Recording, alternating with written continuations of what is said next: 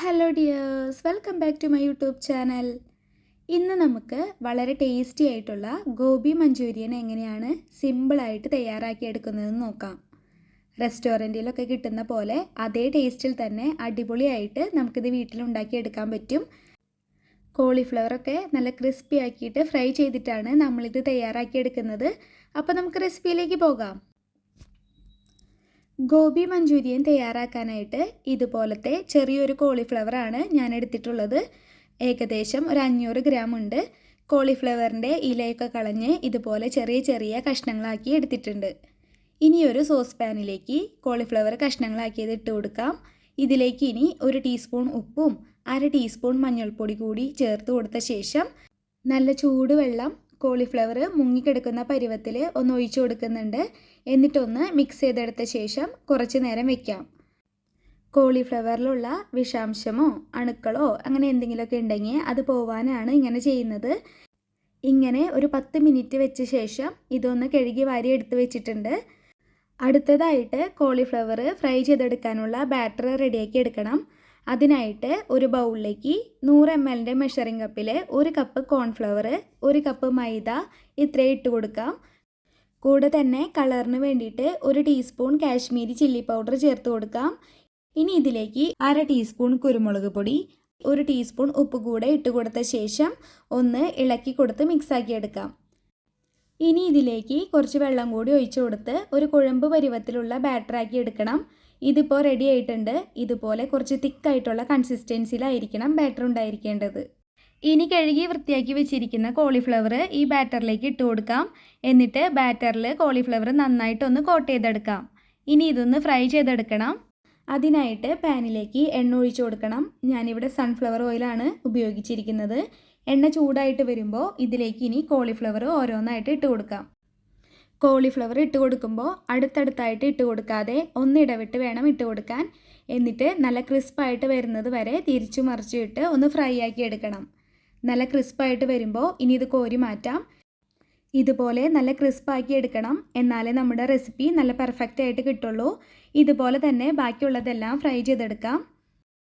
ഇതിപ്പോൾ എല്ലാവരും ഒന്ന് ഫ്രൈ ആക്കി എടുത്തിട്ടുണ്ട്. ഇനി നമുക്ക് ഒരു ചെറിയ ബൗളിലേക്ക് 1 ടീസ്പൂൺ കോൺഫ്ലവർ ഇട്ട് കൊടുത്ത് അതിലേക്ക് 1/2 കപ്പ് വെള്ളം ഒഴിച്ച് ഒന്ന് മിക്സാക്കി എടുക്കണം.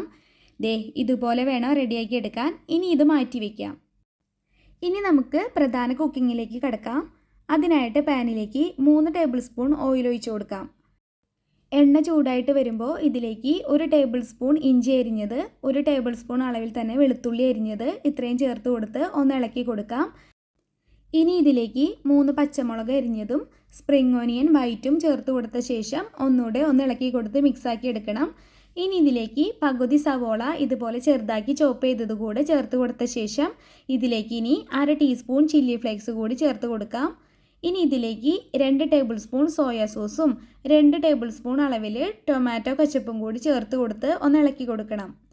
ഇനി ഒരു സവോള ഇതുപോലെ കുറച്ച് വലിയ സ്ക്വയർ കഷ്ണങ്ങളാക്കി മുറിച്ചതും ഒരു ചെറിയ ഗ്രീൻ ക്യാപ്സിക്കം ചെറിയ സ്ക്വയർ ആക്കിയതും ചേർത്ത് കൊടുക്കുന്നുണ്ട്. ഇനി തീ കൂട്ടി വെച്ച് ഇതൊന്ന് ചൂടാക്കി എടുക്കണം. സവോളയും ക്യാപ്സിക്കും ഒക്കെ ഒരുപാട് അങ്ങ് വേവായി വഴഞ്ഞു പോവരുത്, എന്ന ആവശ്യത്തിന് വേവേം വേണം. ഈ സമയത്ത് ഇതിലേക്ക് ആവശ്യത്തിന് ഉപ്പ് ചേർത്ത് കൊടുക്കാം. ഞാനിവിടെ ഒരു 1/2 ടീസ്പൂൺ ഉപ്പാണ് ചേർത്ത് കൊടുക്കുന്നത്. കൂടെ തന്നെ ഒരു നുള്ള് ഗരം മസാല, ഒരു 1/4 ടീസ്പൂൺ അളവിൽ കുരുമുളക് പൊടി ഇത്രയും ഇട്ട് കൊടുത്ത ശേഷം നന്നായിട്ടൊന്ന് ഇളക്കി കൊടുത്ത് മിക്സ് ചെയ്തെടുക്കണം. നന്നായി മിക്സ് ചെയ്തെടുത്ത് കഴിഞ്ഞാൽ ഇതിലേക്ക് ഒരു 1/2 കപ്പ് വെള്ളം കൂടി ഒഴിച്ചു കൊടുക്കാം. വെള്ളം നന്നായിട്ട് ചൂടായിട്ട് വരുമ്പോൾ ഇതിലേക്ക് ഇനി കോൺഫ്ലവർ കലക്കി വെച്ചത് ചേർത്ത് കൊടുക്കാം. ഇത് ഒന്ന് ചൂടായിട്ട് തിളച്ച് വരുമ്പോൾ ഇതിലേക്ക് ഇനി ഫ്രൈ ചെയ്ത് വെച്ച കോളിഫ്ലവർ കൂടി ചേർത്ത് കൊടുക്കാം. എന്നിട്ട് ഫ്ലെയിം കൂട്ടി വെച്ച് നന്നായിട്ടൊന്ന് ഇളക്കി കൊടുത്ത് മിക്സ് ചെയ്തെടുക്കണം. ഈ സമയത്ത് നിങ്ങൾക്ക് വേണമെങ്കിൽ ഒരു നുള്ള് പഞ്ചസാര കൂടി ചേർത്ത് കൊടുക്കാവുന്നതാണ്. പഞ്ചസാര ചേർത്ത് കൊടുക്കുമ്പോൾ ടേസ്റ്റൊക്കെ ഒന്ന് ബാലൻസ് ആയിട്ട് കിട്ടും. അവസാനമായിട്ട് ഇതിലേക്ക് കുറച്ച് സ്പ്രിംഗ് ഓനിയൻ ഗ്രീൻ അരിഞ്ഞതും കുറച്ച് മല്ലിയിലയും കൂടി ചേർത്ത് കൊടുക്കുന്നുണ്ട്. എന്നിട്ടൊന്ന് നന്നായിട്ടൊന്ന് മിക്സ് ചെയ്ത് എടുത്തുകൂടെ കഴിഞ്ഞാൽ നമ്മുടെ ഗോബി മഞ്ചൂരിയൻ ഇവിടെ റെഡി ആയിട്ടുണ്ട്. റെസ്റ്റോറൻറ്റിൽ നിന്നും വാങ്ങുന്ന പോലെ തന്നെ നല്ല അടിപൊളി ടേസ്റ്റിൽ തന്നെ ഇത് നമുക്ക് വീട്ടിൽ ഉണ്ടാക്കിയെടുക്കാൻ പറ്റും. അപ്പോൾ ഇതുപോലെ നിങ്ങളെല്ലാവരും വീട്ടിൽ ഒന്ന് ഉണ്ടാക്കി നോക്കിക്കോളൂ. ഗോബി മഞ്ചൂരിയൻ ഫ്രൈഡ് റൈസിനും ചപ്പാത്തിക്കും പൊറോട്ടയ്ക്കും ഒക്കെ നല്ലൊരു കോമ്പിനേഷനാണ്. അപ്പോൾ ഇതുപോലെ ഒന്ന് ഉണ്ടാക്കി നോക്കിയിട്ട് എന്നെ കമൻറ്റ് വഴി അഭിപ്രായം അറിയിക്കണേ. റെസിപ്പി ഇഷ്ടപ്പെട്ട എൻ്റെ ചാനലൊന്ന് സബ്സ്ക്രൈബ് ചെയ്തോളൂ. ഒപ്പം തന്നെ വീഡിയോയ്ക്ക് ലൈക്ക് ചെയ്യാനും മറക്കല്ലേ കേട്ടോ. സബ്സ്ക്രൈബ് ചെയ്യുമ്പോൾ തൊട്ടടുത്ത് കാണുന്ന ബെല്ലൈക്കൺ കൂടി ഒന്ന് ക്ലിക്ക് ചെയ്തോളൂ. എന്നാൽ മാത്രമേ ഞാൻ ഇനി വീഡിയോ ഇടുമ്പോൾ നിങ്ങൾക്ക് നോട്ടിഫിക്കേഷൻ കിട്ടുള്ളൂ.